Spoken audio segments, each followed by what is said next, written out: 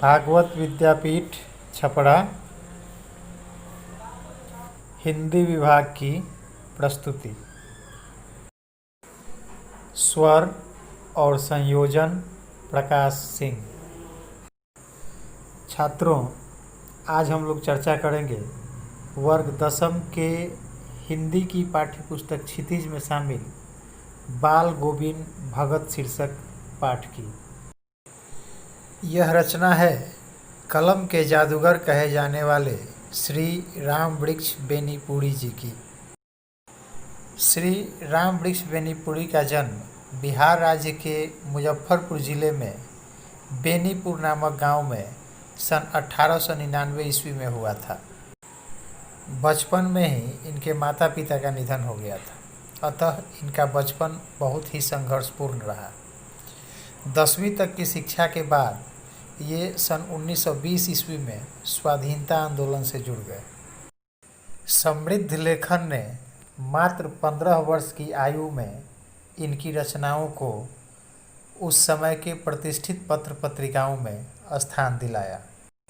बाद में इन्होंने स्वयं भी कई तरीके के नामी गिरामी पत्र पत्रिकाओं का संपादन किया, जिनमें दैनिक, साप्ताहिक एवं मासिक पत्र पत्रिकाएं शामिल थीं। इनमें प्रमुख रूप से तरुण भारत, किसान मित्र, नई धारा, बालक, युवक, योगी, जनता और जनवाणी इत्यादि शामिल हैं, जिनका सफल संपादन श्री राम वृक्ष बेनीपुरी जी ने किया था। बेनीपुरी जी की लेखनी ने गद्य साहित्य की हर विधा को छुआ है। जैसे उनकी अपनी प्रमुख रचनाओं में पतितों का देश उपन्यास, अम्बपाली नाटक, माटी की मूर्तें, रेखाचित्र, चिता के फूल, कहानी, पैरों में पंख बांधकर, यात्रा वृतांत, जंजीरें और दीवारें, संस्मरण आदि शामिल हैं। इनकी रचनाएं बेनीपुरी रचनावली में 8 खंडों में संग्रहित हैं। इनकी अति विशिष्ट शैली के चलते इन्हें कलम का जादूगर भी कहा जाता था। इस विशिष्ट शैलीकार और महान साहित्यकार का देहावसान सन 1968 ईस्वी में हुआ था। इस पाठ में यानी बाल गोविंद भगत शीर्षक पाठ में लेखक ने सबसे पहले बाल गोविंद भगत का शब्द चित्र खींचा है। आइए आपको सबसे पहले बताते हैं कि शब्द चित्र क्या है। शब्द चित्र यानी शब्दों के माध्यम से खींचा गया चित्र। जब हम उन शब्दों को पढ़ते हैं तो हमारे मन में ठीक वैसी ही एक तस्वीर, जैसा कि हम पढ़ रहे हैं, अपने आप बनते चली जाती है। और शब्दों को पढ़ करके यदि हमारे मन में किसी चित्र का निर्माण हो, यदि हमारे मन में वैसी ही व्यक्ति की तस्वीर उभरती चली जाए जैसा कि उसमें वर्णित है, तो इसी कला को शब्द चित्रकारी कहा जाता है। यही शब्द चित्र होता है। और जहाँ तक मैं समझता हूँ, बेनीपुरी जी को इसमें महारत हासिल थी। भगत के संबंध में उन्होंने बताया है कि बाल गोविंद भगत लंबी दाढ़ी और जटाजूट इत्यादि नहीं रखते थे। उनका चेहरा हमेशा सफ़ेद बालों से जगमगाता रहता था। वे कपड़े बिल्कुल कम पहनते थे और जब ठंडी का मौसम आता तो अपने शरीर पर सिर्फ एक कंबल भर डाल लिया करते थे। रामानंदी टीका लगाते थे, जो औरतों के टीके की तरह नाक के एक छोर से शुरू होकर ललाट के दूसरे छोर तक जाता था। उनके गले में तुलसी की बेडौल माला भी हुआ करती थी। भगत जी मझले कद वाले गोरे चिट्टे इंसान थे। अब यदि आप इन शब्दों पर गहराई से विचार करें तो जहाँ तक मैं समझता हूँ, निश्चय ही आपके मन में एक ऐसे व्यक्ति की तस्वीर बनेगी, एक ऐसे व्यक्ति की तस्वीर उभरेगी जो मझले कद काठी का है, जिसका रंग गोरा है, जो कपड़े बिल्कुल कम पहनता है, ठंडी के मौसम में अपने शरीर पर ऐसे ही एक कंबल रख लेता होगा, जिसकी लंबी दाढ़ी या जटाएं वगैरह नहीं है, उसके गले में तुलसी की एक बेडौल माला लटकी हुई है और जो औरतों की तरह टीका करता है। तो ये बाल गोविंद भगत के संबंध में हमको बताया गया है। बाल गोविंद भगत के कद, काठी, रूप, रंग, उनके पहनावे ओढ़ावे इत्यादि का चित्रण हमारे सामने प्रस्तुत किया गया है और जैसा चित्र हमारे सामने प्रस्तुत किया गया है हमारे मन में वैसी ही एक तस्वीर बन रही है। तो यही होती है शब्द चित्रकारी, इसी को कहते हैं शब्द चित्र। भगत जी कबीरपंथी थे। कबीर को अपना साहब मानते थे, कबीर के बताए मार्ग पर चलते थे, उन्हीं का अनुसरण करते थे और खंजरी बजाकर अक्सर कबीर के लिखे भजनों को गाते थे, गुनगुनाते थे, अपने गांव वालों को भी सुनाते थे। भगत जी खेती बाड़ी भी किया करते थे। उनका अपना परिवार था, पत्नी गुजर गई थी, एक बेटा था जो कि मंदबुद्धि था। भगत उसे बहुत स्नेह करते थे, उसका बहुत ख्याल रखते थे। उनका मानना था कि ऐसे लोग प्यार दुलार के अधिक हकदार होते हैं। बहू सुंदर और सुशील थी, घर गृहस्थी का सारा काम बहुत सलीके से संभाल लिया करती थी।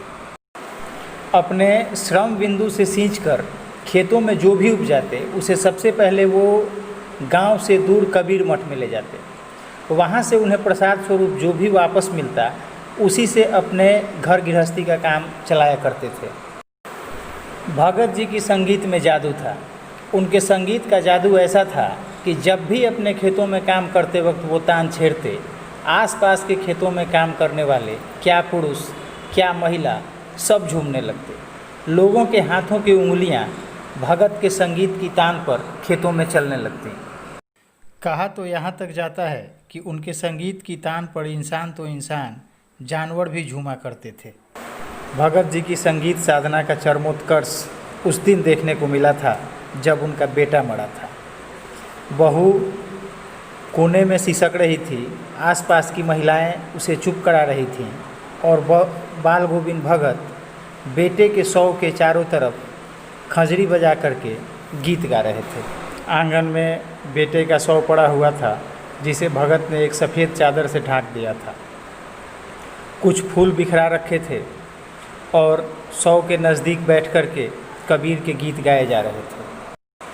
रह रह कर अपनी बहू के नज़दीक चले जाते थे और उसे भी उत्सव मनाने को कहते थे। उनका मानना था कि यह मिलन का समय है, अतः रोना नहीं चाहिए।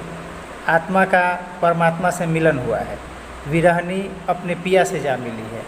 बाल गोविंद भगत ये मानते थे कि हम जो यहाँ हैं वह प्रवासी हैं और हमारा असली घर कहीं और है, अतः हम जहाँ से आए हैं यदि वहाँ पहुँच जाते हैं तो उसकी हमको खुशी होनी चाहिए, न कि उसका दुख मनाना चाहिए।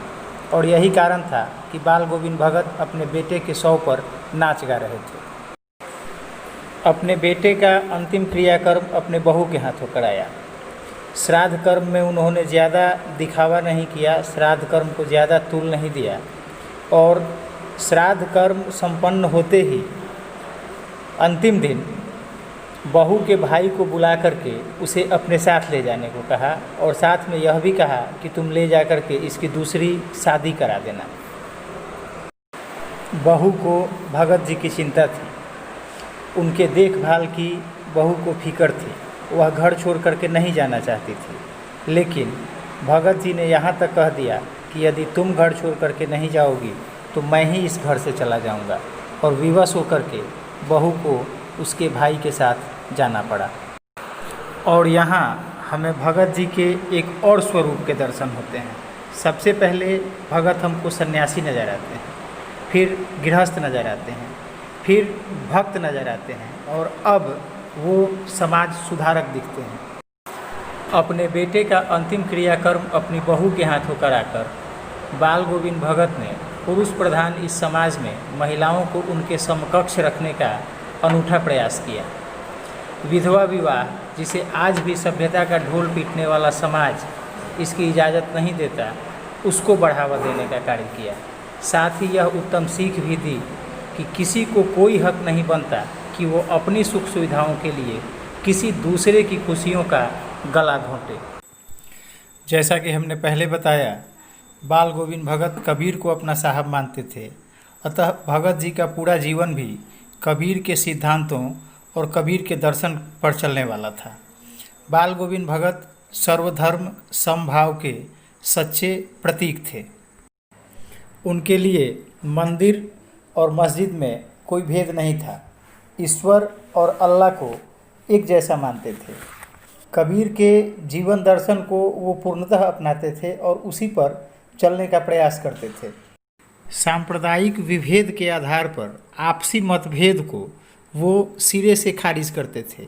उनके लिए सारे धर्म एक जैसे थे। हाँ, गंगा स्नान में उनकी बहुत रुचि थी और इसका प्रमुख कारण यह था कि गंगा स्नान के बहाने ही वो साधु संतों की टोली में बैठ कर के उनके प्रवचन सुना करते थे।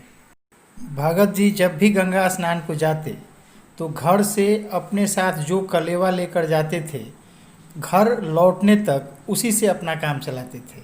यदि वो ख़त्म हो गया तो भी किसी से कुछ मांगते नहीं थे।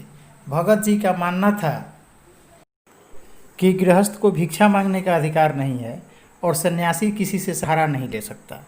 अपने सिद्धांतों को इतनी प्रबलता से निभाने वाले थे बाल गोविंद भगत।